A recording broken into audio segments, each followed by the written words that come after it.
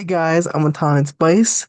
I'm going to be interviewing Mike Tagmi from energy106, the Energy Drive host, the assistant music director. So we're going to get started here in 1 minute. Let's wait for him to join, and I hope you guys are going to enjoy this podcast. I know I'm going to enjoy this podcast, so hope you guys have a great time with this podcast, and we're going to get started here very shortly. Hey, and we're back. Hey, Hey, Marco, how are you? I'm good. How are you doing? Oh, every day's a gift, right? Yeah, every day is a gift. So, Yeah, there's a couple questions here to get started sure. with. So, I was wondering how you got into radio. Like, what got you to do radio? That's a great question. I was actually a really big sports fan growing up, still am. I really like hockey, basketball, football, baseball. I wanted to get into sports broadcasting, and that kind of led me to a radio broadcasting program at a school back home called at BCIT actually. And yeah, to me, that's how I was going to get my foot in the door. And one thing led to another, man. Here we are. So you want to be in sports broadcasting, right? Was that your first option? Yeah, that was kind of my dream when I was growing up, is I wanted to be a sports broadcaster. Anything probably to do with hockey, mainly. And the more I kind of started learning about radio and the more I started getting to do things in the radio field, the more it was one of those things I just kind of ended up falling in love with it. And now here I am, like 6, 7 years later, and I can't imagine doing anything else. In the future, go into sports broadcasting, you just stay in radio, you think? Yeah, I think so. Nobody wants to see my face on TV, neither. So I'll stick to the airways. Do broadcasting right for sports. Mm. But I just want to know, like, for radio, how can I get started in that? How can I be like how can I get my foot into the door of being a broadcaster? Um, well, I mean, first of all, I think you're on the right track for sure. Like everything you're doing with the program that you took, the internship you did is definitely great. But I mean, I would just be on the lookout for any opportunities. With stations obviously within Winnipeg, you could look for like even joining a street team. If there's a station hiring for a street team member, that's a great way to get started. You're getting your foot in the door at the company. Um, I think another big thing is you have to not be afraid to move. Yeah. Um, yeah, because I mean, for me, the first radio job I got was maybe about in a small town, about 8, 9 hours from where I grew up. So that's how I got my start. I got my start from an internship actually at Great Custler Stations up in northern BC, and they offered me a part-time summer job. The part-time summer job turned into a full-time position at one of their sister stations. And then I was there for about 6 months, and then I was brought back to the main hub. But yeah, I think it's about not being scared to take leaps.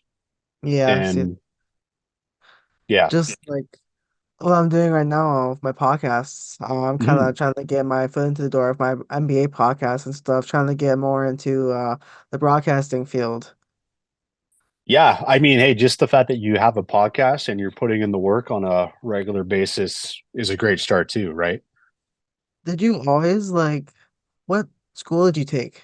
You said you take one by Polo Park. It was was it always a school there? Or was it No, like, so I didn't go to the program by Polo Park. I'm actually not from Winnipeg. oh, Shocking, I know. Yeah. I grew up just outside Vancouver in British Columbia, and there's a school, BCIT, that had or still has, sorry, a 2 year radio broadcasting program. And so the program, I think we had maybe about 10 classes a semester, give or take, and you kind of got a feel of everything. There was a lot of production, um, on air work, script writing, stuff like that, journalism too, sports. So you kind of got to do a little bit of everything. That's where I got started. that's cool. So you got to do like a little bit of everything. 'Cause that's kind of like what Hmm. my program was. You get to do a little bit of everything too. So I wanna get more involved with that. So trying to go to a river. Did you do, was that the only school you ever did? Or did you do more schooling after? No, that was my main post-secondary education. Like, I mean, I took some general studies classes at a community college in my early 20s while I was trying to figure out my path. Um, but nothing that really pertains to my radio career. I'm sure History 101 was great, but I don't think it really helped a lot for me personally. You always start off on air, or did you like start off somewhere else before you got to on air? No, well, I kind of knew for me on air was something I always wanted to do. Just because even when I was thinking about sports, I knew that doing on air work would help me get to where I wanted to be there. And then the more on air I did, the more I just fell in love with it. But when I started my internship at the stations up in Prince George, um, I had a demo tape from, the on air work I'd done at our school. I showed that to them and I ended up doing some on air stuff for them for the weekends for a little bit. And yeah, I guess kind of long, long answer to a simple question. Yes, I always did on air. Cool. So, do you have anything to say to people who want to start in the broadcast industry, who want to get the foot into the door? Like people like me, like who are interested in being a sports broadcaster, or just who wants to go into radio or some, or just like anywhere in the broadcasting industry. Yeah, I mean, it might seem like a lame answer, but the best thing you can do to get started is to get started. Yeah, Um, do something. You have to, it's baby steps too. Like it's not going to happen overnight. If it does for you, that's awesome. Congratulations. It certainly did not for me. But it's about taking little steps here and little steps there. Like for you, even if it's just throwing together a quick demo tape and sending it out to a couple of PDs in the city or even PDs in cities that you'd like to work in one day, introducing yourself and asking for thoughts. Because what's the worst that could happen? that's true. Just you have to get your foot into the door. You just have to so you have to start somewhere, right? By sending out a tape too, you're gonna make the connection with somebody, and maybe they don't have something open and available for you right away, but who knows, in a few months or maybe a year or two, who knows what happens? Something pops up, and they're like, "Oh, there was that really cool guy from Winnipeg that emailed me that one time." It hurts to make those connections and then say, "Hey, are you cool if I shoot you another demo tape in like a few months or so, just to get for your thoughts?" Then stuff like that. So I know you work at energy106. Did you always work there, or where did you start off in? Where's your first workplace at in radio? So this is I've actually been with Energy for coming up on 2 years now in March. My very first job was at a station in the town of Vanderhoof, British Columbia, which is Oh, known as the geographical center of British Columbia. But before that, I had done like a part-time job in a city called Prince George, which is about 45 minutes west. I was kind of hopping back and forth. But yeah, that cluster in northern BC was kind of my first foray into radio there. well, that's cool. Do you like energy106?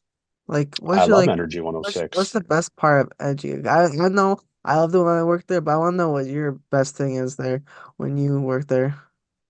What's my favorite part about working here? Yeah, Um,